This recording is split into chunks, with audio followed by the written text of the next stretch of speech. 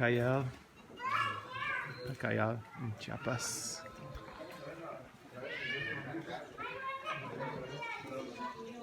Beautiful little town. The coffee right outside of it. The town is about 1,100 meters, but the coffee around goes up quite high. But they bring it down here to do a lot of the processing and dry milling. We were admiring these beautiful plants here in this house. All these varieties. So much pride.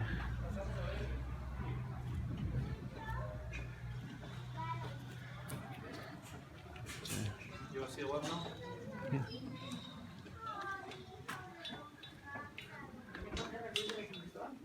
¿Es aquí en la casa? Yeah. Ah, sí. So, this is where they're processing the coffee. The house. Buenas tardes. ¿Cómo está? Buenas tardes. Con permiso, sí. Gracias. Always nice to ask for permission. You can see why coffee is so personal. And even above the garage this would be his drying patio. Oh, beautiful flowers. Oh, nice orchids. Lovely. And washing machine.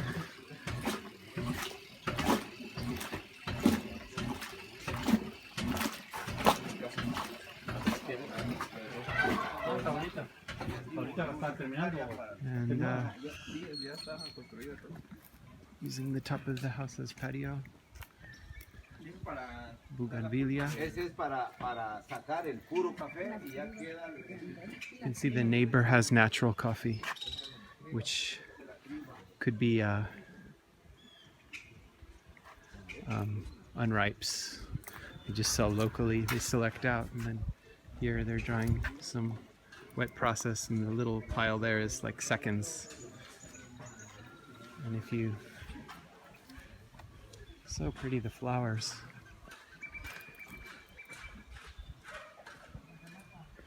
Turns out that house with all the beautiful flowers has green immature coffee cherries on it.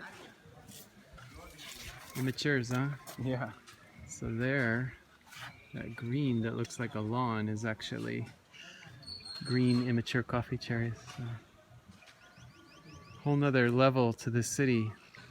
You can see how people come up and they could socialize from the rooftops. It's beautiful. The mountains.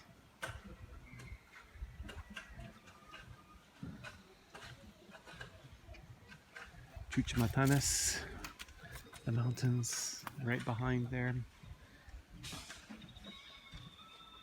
Their backyard is coffee with bananas. There's some nasty little naturals. Sell locally. Let's go see what his pulper looks like for processing.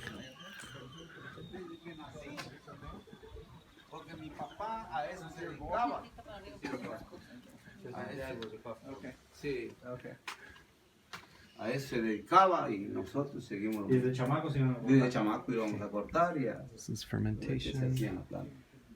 ¿Y ahí qué tiene? And pulper? Esta es Encima. esta es la miel de café, la primera.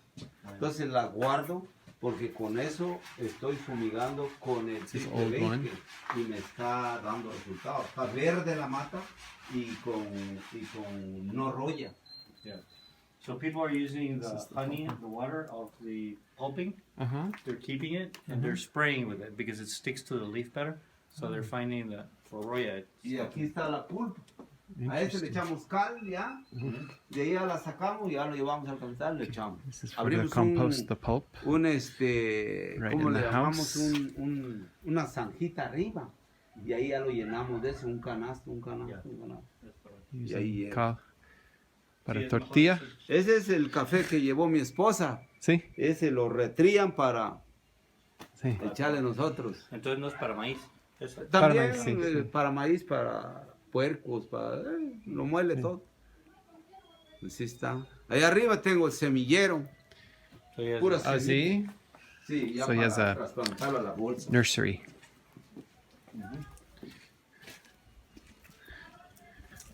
This is for transferring the coffee. Everything in the house. So pretty.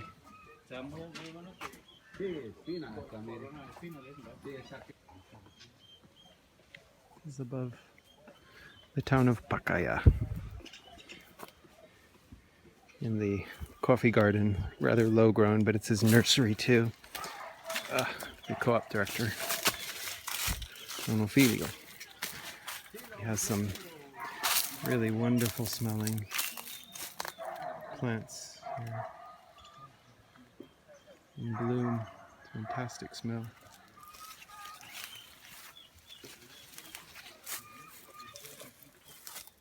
It's very much like jasmine.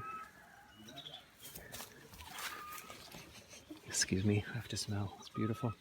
But he was showing me a problem, which is this is one of his plants rooted that he grew in his own nursery and probably transferred too late from the bag to the farm. And they said in a couple of years it just doesn't take, it dies, 2 to 3 years. And this is the reason, is the taproot. The main root here, let me put it down, doesn't have a direct long stem. It's hooked, and there isn't a dominant taproot, so it's doesn't build a strong root system to anchor the plant, as well as to have all your secondary roots come out and then uptake nutrients. So it becomes a weak plant. Certain varieties like Roya 11 in Kenya are notoriously either don't produce a taproot or don't produce a strong taproot. So some people graft it onto the old SL types in order to get a good taproot. But it's a great example, and it's a cool little coffee garden. You just smell this. It's just amazing. Don't know what this is. It's a catimor. It's just so cool, this plant.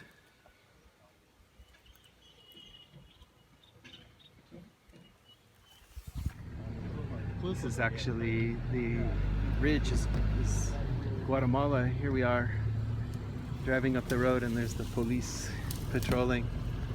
Buenos días. Buenos días. ¡Hey, don Vilo! Chambeando, don Vilo. Sí. Cumpliendo el pendiente ahí. Tenemos que cumplir con el compromiso. Ahora, pues. Gracias. So, the ridge is Quilco, but actually the border is right there, that white marker. So we're in Mexico, but it's Guatemala.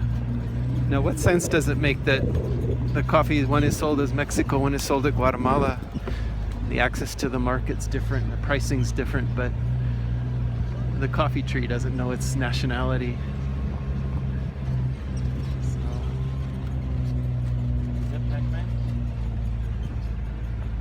it's a beautiful area. Pacayal, Chiapas. Playing a lot of avocado there, along with coffee. Some of the coffee that we're seeing here today is a full sun catimor, but they aren't members of this co-op. They're other farmers. Right down there, you can see the white marker. The line. Is there a line going up the hill? Oh.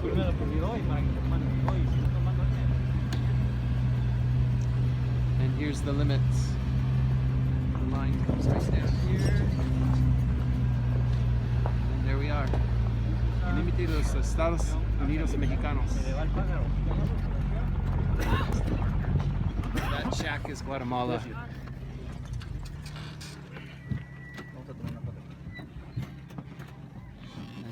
town is in Guatemala. Guatemala.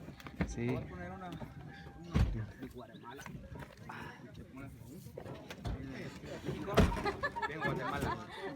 Se la mandas a tu esposa y Beautiful area. This is the Chuchamatanes mountains.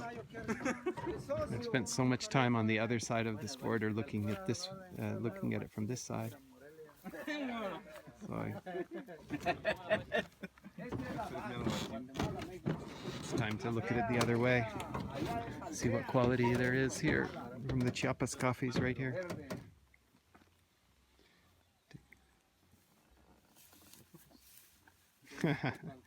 So that's born in Argentina. Steven speaks German. Her family from Guatemala, living in the United States on the border of Mexico and Guatemala. It's got a lot of, that's multicultural.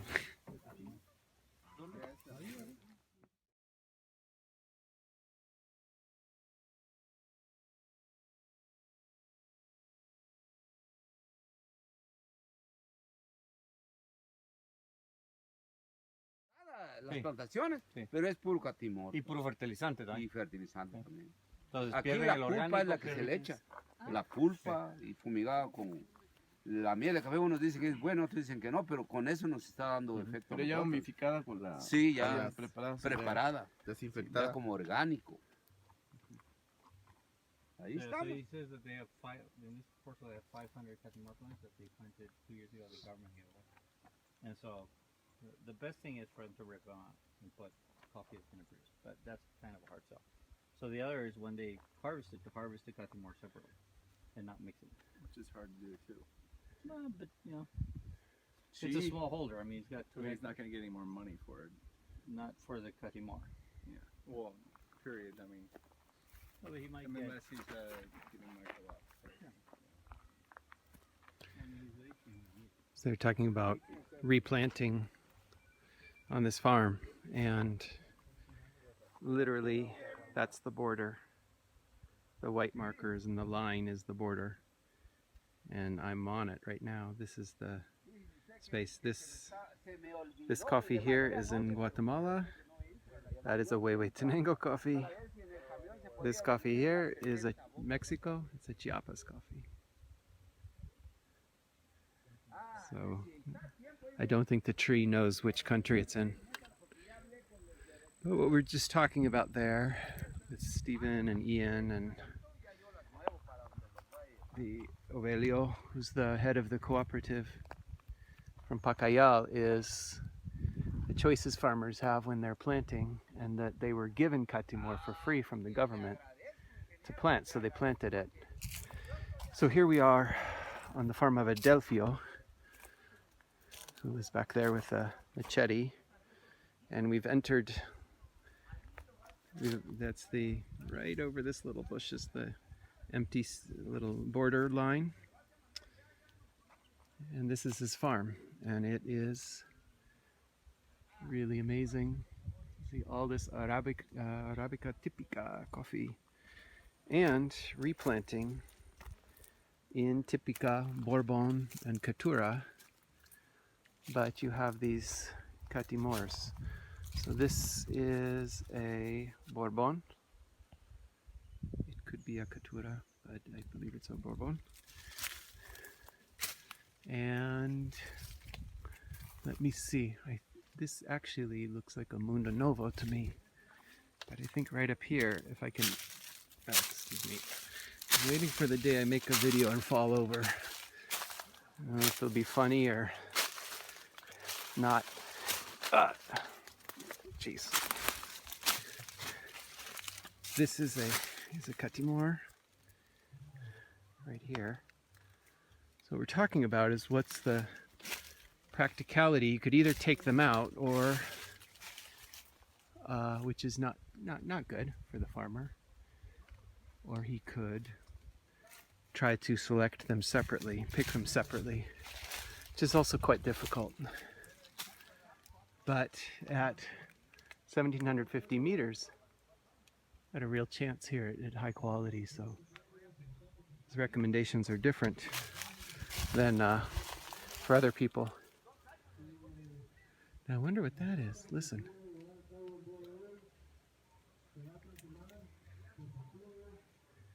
It's either an event or it's some sort of a border message for anyone walking across. And at times this has been, the problem is that this has been very attractive to narcos, which is just terrible for coffee farmers, very dangerous. This is not a hotbed for narcos now, but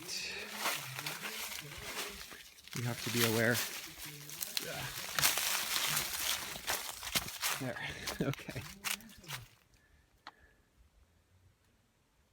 Anyway, it's really beautiful and very interesting. These issues around borders and also the way coffee's marketed. Coffee's marketed as being from Guatemala and from Mexico, and they have different values, and to some degree there's still rewards for farmers based on this kind of fake nationality of coffee. And there's Guatemala, there's Mexico. So coffee isn't really about that, and yet somehow in specialty we have to still put these country names on all the coffees. Kind of weird. Anyway, some thoughts from the border of two countries.